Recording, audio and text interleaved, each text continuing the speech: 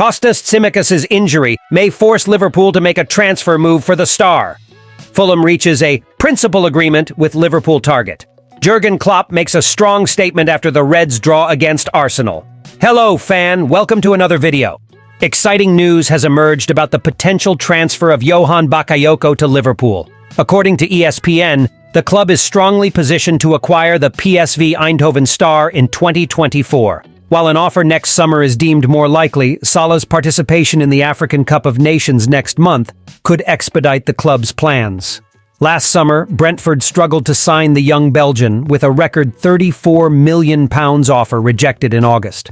Liverpool, along with rivals Everton and League One champions Paris Saint-Germain, expressed interest, but Bakayoko remained with PSV. Despite Liverpool's need to reinforce the defense this winter, a suitable attacking opportunity could lead Bakayoko to Anfield, where he could make an impact during the crucial commercial phase of the campaign. Primarily playing as a right winger, Bakayoko is seen as the ideal replacement for Salah, offering a more creative and electric presence on the field, as described by talent scout Jacek Kulig. Kulig highlighted Bakayoko as an essential piece in PSV's magnificent team, currently leading the Dutch Eredivisie after 16 games, with an impressive winning streak and a 10-point advantage over second-placed Feyenoord. Statistically, Bakayoko has scored 4 goals and provided 13 assists in 27 matches this season, grabbing attention with a remarkable performance against Rangers in the Champions League qualifiers.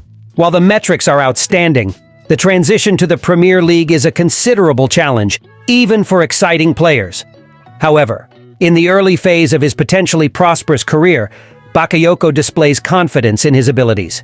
He might even follow in the footsteps of Cody Gakpo, who joined Liverpool from PSV in a £35 million deal a year ago. With the prospect of being a perfect partner and strengthening the old partnership at PSV, Klopp may be prompted to act if the opportunity to sign him arises this winter. Kostas Tsimikas became the second left-back of Liverpool to suffer a serious injury this season, fracturing his collarbone during the 1-1 draw with Arsenal last Saturday. Bukayo Saka's challenge resulted in the collision of the defender with coach Jurgen Klopp at the 35th minute of the match, leaving both on the ground awkwardly. Tsimikas was taken to the hospital after the incident, for which Saka apologized. Klopp later confirmed that the player will face an extended period on the sidelines. The Greek has proven to be a competent replacement for Andy Robertson this season, stepping in when the Scottish captain dislocated his shoulder on international duty in October. Joe Gomez replaced Tsimikas after the injury, playing as a left-back, a role he had already undertaken on several occasions this season. With Robertson's return still undetermined, the Reds may consider entering the transfer market in January for a left-back or a versatile defender capable of playing in defense, like Gomez. If they choose this approach, there are several options available for consideration. Goncalo Inacio, from Sporting Lisbon. The star from Sporting Lisbon on the left has been previously observed by the Reds, and they will surely be impressed with what they've seen from the 22-year-old. More comfortable as a left center-back, Inacio can also perform as a left-back and has a goal-scoring instinct, having scored 2 goals in 5 games for the main Portugal national team since his debut in March. Piero Hincapié, from Bayer Leverkusen. The Ecuadorian defender Hincapié has been one of the stars of Bayer Leverkusen's team under Xabi Alonso, which entered the winter break in Germany unbeaten and at the top of the table. Like Inacio, the 21-year-old is a left-sided defender who likely feels more comfortable as a left-back than the Portuguese, but it's unlikely he will come cheap in January. Moreover, he is represented by the same agency as Moises Caicedo, a situation that Liverpool will be cautious about after the summer negotiations. Arthur, from Rennes. The Reds were linked to the Belgian international Thiat in the summer, but the move never materialized for the 23-year-old, and he ended up staying in France with Rennes. With 14 international caps for his country, Thiat is a rugged and ready left-footer who can once again play as a center-back or left-back.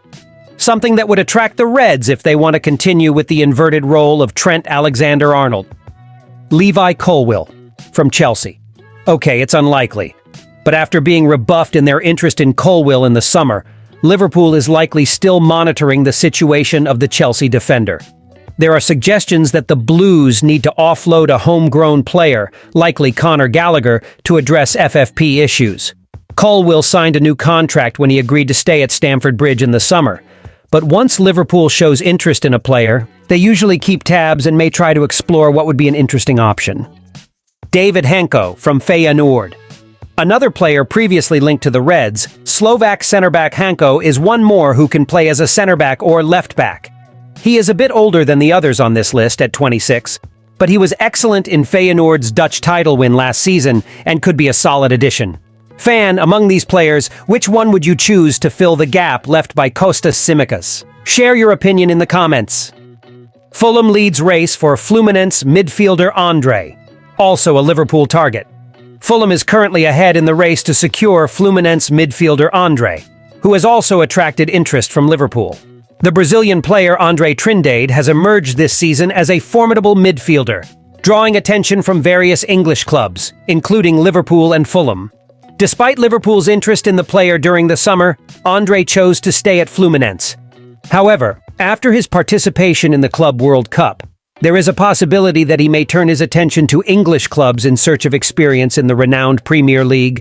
According to information from Liverpool Echo via Football Insider, Klopp, Liverpool's manager, was about to give up on signing Andre, as the 22-year-old seems to be nearing an agreement with Fulham. Reportedly, the Cottagers have a preliminary understanding with the talented Brazilian midfielder. The report highlights that Klopp managed to build a robust team despite significant absences due to injuries throughout the season. However, the potential inclusion of Andre Trindade in the Reds' midfield could provide a new dynamic to the team.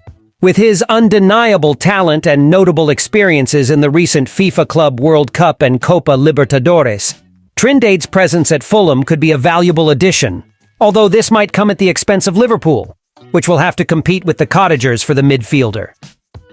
Klopp, perplexed by VR failure as Saliba admits Arsenal's luck. Jurgen Klopp was bewildered by VR's failure to award a penalty to Liverpool, while William Saliba admitted that Arsenal was fortunate not to be penalized.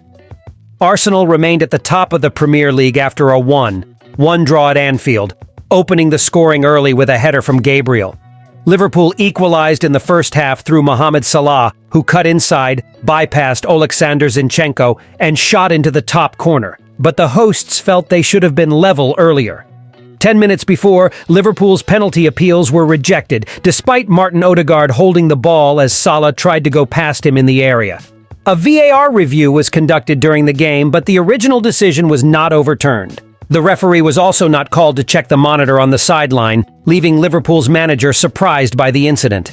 "Yes, I saw it," Klopp said in a post-match interview. "I'm almost sure someone will come and explain to me why it wasn't a handball, but I don't know how. I'm not saying the referee can see it because I don't know where he was at that moment. But how can a guy in an office see that and not come to the conclusion that maybe the referee should take another look?" Arsenal had to endure some nervy moments to leave Anfield with a point, with Trent Alexander-Arnold hitting the crossbar in the second half, and Liverpool wasting a 4-on-1 counterattack. Saliba stood out on the field and was honest in acknowledging that Liverpool should have been awarded a penalty for Odegaard's handball. He told Viaplay, "Yes, of course. Clearly it was a penalty. But I'm not the referee, and we have to accept the decision." So, fans, 2 points dropped due to refereeing. Thank you very much for watching so far. Until next time.